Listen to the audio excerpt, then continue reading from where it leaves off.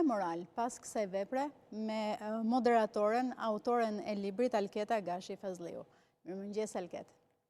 Mirëmëngjes, kënaqësi që jemi bashkë, Lili. Faleminderit shumë. Faleminderit edhe ty që je në këtë lidhje të drejtë për drejtë dhe në fakt urime edhe për librin. Faleminderit shumë. Dua ta nis me pyetjen duke njohur ndoshta historinë, jo ato raste që ti ke trajtuar, por si ka ndikuar emocionalisht tek ju dëgjimi i rrëfimeve të fëmijëve që kanë përjetuar dhunë gjatë luftës. Emocionalisht, natyrisht, pa diskutim shumë e ngarkuar, por gjithsesi jam përpjekur që të jem e ftohtë në gjykim edhe në shkrim, sepse nuk kishim të bënim vetëm me dëgjimin e rrëfimeve, por me shpalosjen e një të vërtete të dhimbshme, të një historie jo të largët të popullit të Kosovës, popullit shqiptar në përgjithësi, dhe kur ke të bësh me fëmijët, e natyrshme që zemrat bjen për tokë kur dëgjon rrëfime të tilla. Fëmijë tashmë të rritur, por fëmijë në atë periudhë kohore. Prandaj për mua sigurisht ka qenë goxha e vështirë, por gjithsesi një mision që besoj që u përmbyll me sukses.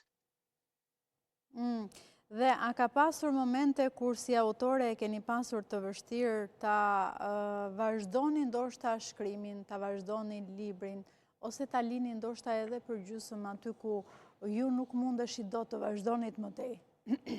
Të flasin për këtë dhimbje në formë jo hakmarrje. Kjo është e bukur e secilit prej tregimeve dhe secilit prej rrëfimtarëve, që ata nuk kërkojnë hakmarrje, kërkojnë një jetë në paqë, kërkojnë një jetë me dinjitet. Ata tashmë kanë ndërtuar familjet e tyre, jetërat e tyre, të ardhmen e tyre, dhe kjo është mbase e bukura që vjen prej shpirtrave të tyre të padjallëzuar dikur dhe tani, sepse nuk kërkojnë as mëshirë, as viktimizim, as hakmarrje, kërkojnë një zëri të gjithë unanimisht që mirë, e kaluara ka qenë çfarë ka qenë, fatet tona kanë qenë të kryqëzuara në një kohë dhe ashtu ishte e shkruar, por duan që të mos. Dhe si mund të ndihmoj klithma që vuajtjet e fëmijëve të mos harrohen kurrë nëpërmjet këtij libri?